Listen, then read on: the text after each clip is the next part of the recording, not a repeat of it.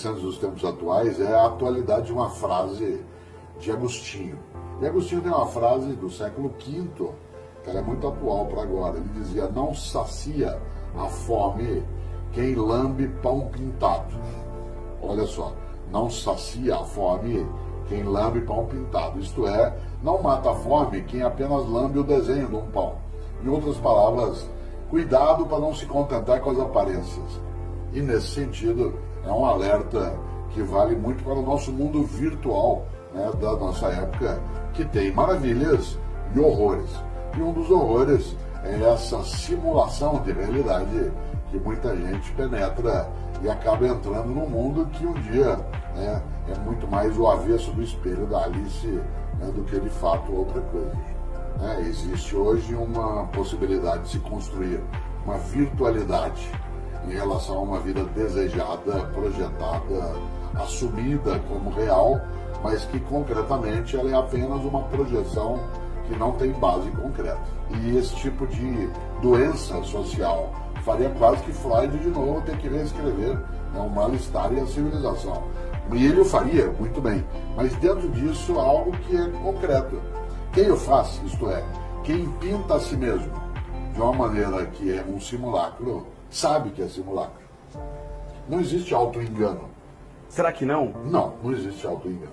A probabilidade de auto-engano, ela pode ser para alguém que consiga forjar a sua consciência a partir de uso de medicamentos ou substâncias ilegais. Aí sim, uma obra de um professor de matemática, né, do século XIX, que foi o Charles Dodson, que apelidou a si mesmo de Lewis Carroll, e escreveu Alice no País das Maravilhas, que é um livro que no século XIX antecipa muito daquilo que será o mundo virtual do século XXI, isto é, o que é realidade e o que não é. Quais são as escolhas que eu tenho de fazer? Um mundo em que parece que as coisas não fazem sentido, mas elas fazem, porque é um sentido que está por trás. Aquilo que a gente não enxerga, mas parece que está presente. As redes sociais hoje, em grande medida, elas respondem a um berro, né, um brado, um uivo solitário numa sociedade que desagregou a capacidade de convivência e, ao mesmo tempo, inseriu um vetor, né, de presença, de identidade, que é celebridade. Quer dizer, há um grande pensador britânico chamado Berkeley. O Berkeley tem uma frase que ela se aplicaria também hoje de maneira estupenda. Ele diz: ser é ser percebido. Ser é ser percebido. Claro que ele está se referindo aí a algo que é no campo da teoria do conhecimento, ou seja, só existe aquilo que pode ser percebido e experimentado. Mas essa frase do Berkeley, que remonta a alguns séculos, ela serviria para agora. Ser é ser percebido, isto é, quem não é notado, ele parece que não existe. Se ele posta algo e não há likes, ele é alguém que se sente unliked. Né? Se ele posta algo e aquilo não tem ressonância, parece uma ofensa. Né? De um lado, por exemplo, uma ferramenta social de rede, ela me conecta com velocidade com o que eu preciso. Por outro lado, ela pode me deixar, né, forjando um mundo dentro do meu castelo. É claro que as redes sociais, elas produzem capacidade de agregação, mas elas também permitem a possibilidade de dissimulação, né, e, portanto, em que se possa disfarçar uma série de angústias que estão colocadas aí no nosso cotidiano, numa vida que, em vez de ser veloz, ela é apressada. E esse apressamento no dia a dia leva a perturbar a capacidade de meditação, de reflexão. Quase nunca algumas pessoas conseguem ficar sozinhas, ela entra em estado de desespero. Ela precisa se conectar o tempo todo. E essa conexão é muito mais a percepção de cardume do que de fato de pertencimento a um grupo. Ela tem que se movimentar junto com o cardume, que é a lógica do cardume de sardinha dentro d'água.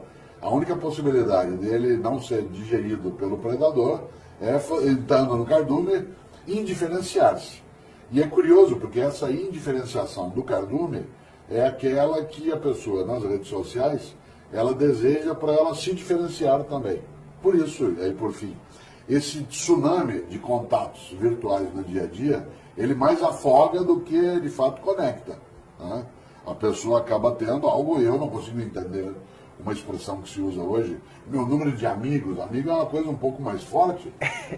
Eu sou filho de italiano, tem um ditado em italiano que diz que a amizade que acaba nunca começou. Amigo não é uma coisa que você pode desligar. Ao contrário, ele ou ela perturba você a vida inteira. E uma das grandes lógicas da amizade, Aristóteles lembra isso, né? O que é amizade? São dois corpos com uma única alma. Esse apressamento do dia a dia, esse viver em voz alta, como diria Guimarães Rosa, ele é extremamente pernicioso, porque ele tira o tempo de reflexão, de meditação, e tira das crianças, talvez, aquilo que é mais decisivo para construir uma vida que seja criativa, que é o tédio. O tédio é decisivo para você poder inventar. Hoje, você tem o que fazer o tempo todo, isso é péssimo. A ciência, a religião, a filosofia, a arte nascem do tédio. Elas não nascem da ocupação. Gente ocupada não faz outra coisa a não ser aquilo que já está fazendo. As redes sociais hoje, com o mundo da tecnologia, ocupam de maneira constante. E ao ocupar de maneira constante, você nunca fica sem ter o que fazer. Nós introduzimos hoje, pelas redes sociais, uma coisa muito arriscada no Brasil, que nós não tínhamos de maneira tão nítida em décadas anteriores, que é a ideia de ódio. A ideia de ódio, ela é uma coisa que nós não tínhamos no nosso dia a dia. E isso é extremamente perigoso, porque, como disse um dia Mahatma Gandhi, olho por olho, uma hora acabamos todos cegos. E por isso, a manifestação, sair do virtual e ir para a rua, maravilha, desde que ela não degenere, isto é, que ela não seja uma ferramenta de ódio. Por isso, é preciso lembrar, especialmente para quem gosta de ficar só no mundo virtual, que tem que meditar em torno de algumas coisas. Por isso, Um conselho do grande Milor Fernandes, que eu citei, que vale para quem não quer viver de maneira banal. Ele dizia, se você não tem dúvidas, é porque está mal informado.